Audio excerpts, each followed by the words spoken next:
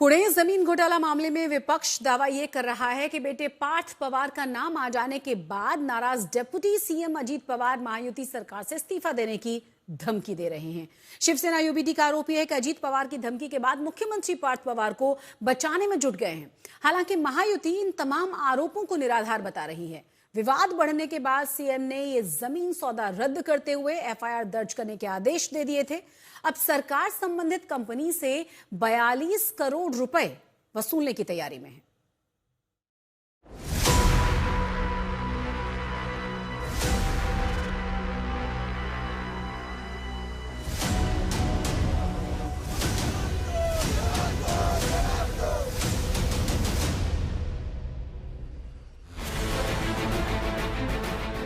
पुणे जमीन घोटाले को लेकर महाराष्ट्र की सियासत में वार पलटवार जारी है। विपक्ष महायुति सरकार पर हमलावर है।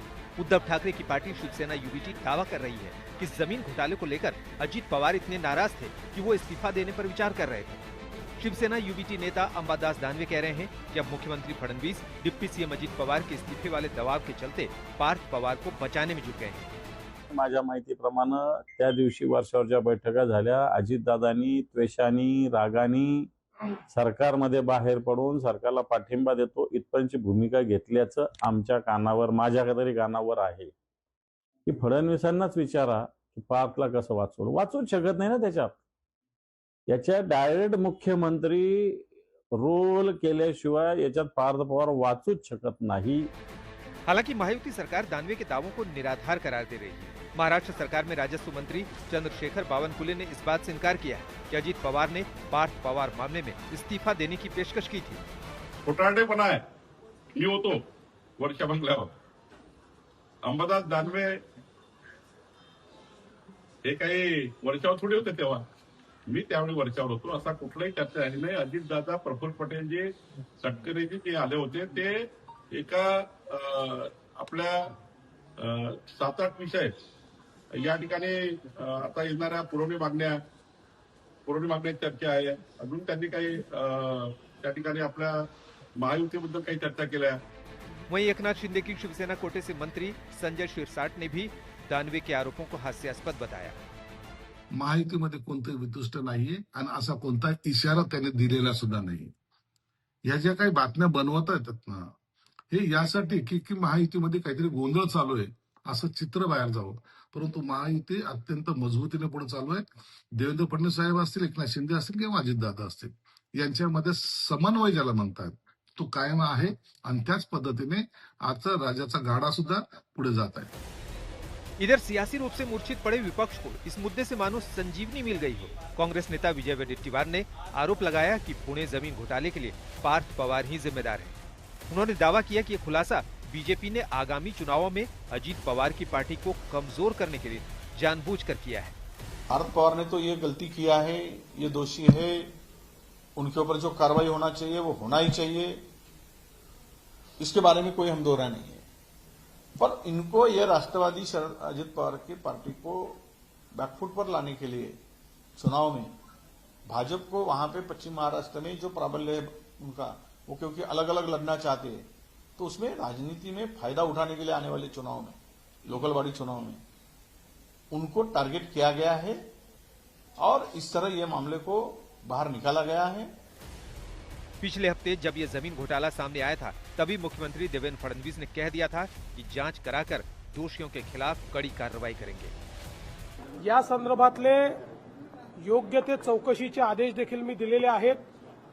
प्रायमा फेसी जे मुद्दे समोर येत आहेत ते मुद्दे गंभीर आहेत, त्याच्यामुळे त्याची योग्य प्रकारची माहिती घेऊनच बोललं पाहिजे। त्या दृष्टीनं मी ही माहिती आज सगळी माझ्याकडे येणार आहे। ती माहिती आल्यानंतर तुम्हाला या संदर्भात शासनाची पुढची दिशा काय आहे, याच्यात कारवाई काय आहे, या सगळ्या गोष्टी सांगण्यात येतील। विपक्ष एक सुर में महायुति सरकार को इसलिए भी घेर रहा है कि जमीन घोटाले में जो एफआईआर दर्ज की गई है उसमें पार्थ पवार का नाम शामिल नहीं है। बावनकुले ने इस आरोप पर भी सफाई दी। एक तहसीलदार, एक मुद्रांक अधिकारी, 2 लोक हे देणारे घेणारे यांनी केलेली चूक आहे। आता सरकारला थोडी या ठिकाणी माहित असतं खालच्या अधिकारी, आम्ही जेव्हा बातमी येतं तर आपल्या मीडियात बातमी दाखवली, सुमोटो सरकारने दखल घेतली। विवाद बढ़ने के बाद फडणवीस सरकार ने ये जमीन सौदा रद्द करते हुए मामले की जांच के लिए उच्च स्तरीय कमेटी भी तुरंत बना दी थी। 7 नवंबर को अजित पवार 2 बार मुख्यमंत्री आवास पहुंचे थे, जहां दोनों ने इस मुद्दे पर घंटों मंथन किया था। अजित पवार ने खुद मीडिया से कहा था कि विवादास्पद जमीन सौदा रद्द कर दिया गया है। यामध्ये ते जे काही डॉक्युमेंट झालेले होते ते सगळे कॅन्सल करण्यात आलेले आहेत। ह्याच्यामध्ये FIR पण दाखल झालेले, त्याच्या संदर्भामध्ये मला कळलं 2 पोलीस स्टेशनला FIR दाखल झाल्यात। ये राजनीतिक भूचाल राजस्व सचिव की एक अंतरिम रिपोर्ट के बाद आया है। ये मामला पुणे के कोरेगांव पार्क इलाके में 40 एकड़ जमीन के सौदे से जुड़ा है। आरोप के मुताबिक अमेकाडिया नाम की एक कंपनी के निदेशकों और उनके सहयोगियों ने पुणे में बिना स्टाम्प शुल्क चुकाए 1800 करोड़ रुपए की जमीन सिर्फ 300 करोड़ रुपए में खरीद ली। ये विवाद करीब 40 एकड़ जमीन के सौदे का है। इस सौदे पर स्टैंप ड्यूटी के रूप में सिर्फ 500 रुपए दिए गए। स्थानीय लोगों का आरोप है कि जमीन को हड़पने की साजिश 19 साल पहले रची गई थी। 2006 में पैरामाउंट इंफ्रास्ट्रक्चर नाम की कंपनी ने 271 जमीन मालिकों से पावर ऑफ अटॉर्नी पर दस्तखत करवा लिए थे, जबकि उस समय ऐसा करना कानूनन मान्य नहीं था। बाद में इसी जमीन को अजित पवार के बेटे पार्थ पवार की कंपनी अमेकाडिया होल्डिंग्स प्राइवेट लिमिटेड ने खरीदा।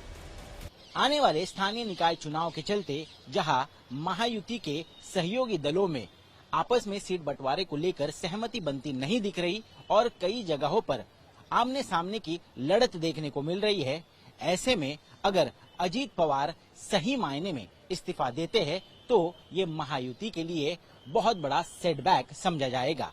हालांकि अब अजित पवार इस पर क्या खुलासा करते हैं, इस पर सभी की निगाहें टिकी हुई है। कैमरा पर्सन राजू नामदार के साथ मैं ऋत्विक भालेकर, मुंबई आज तक।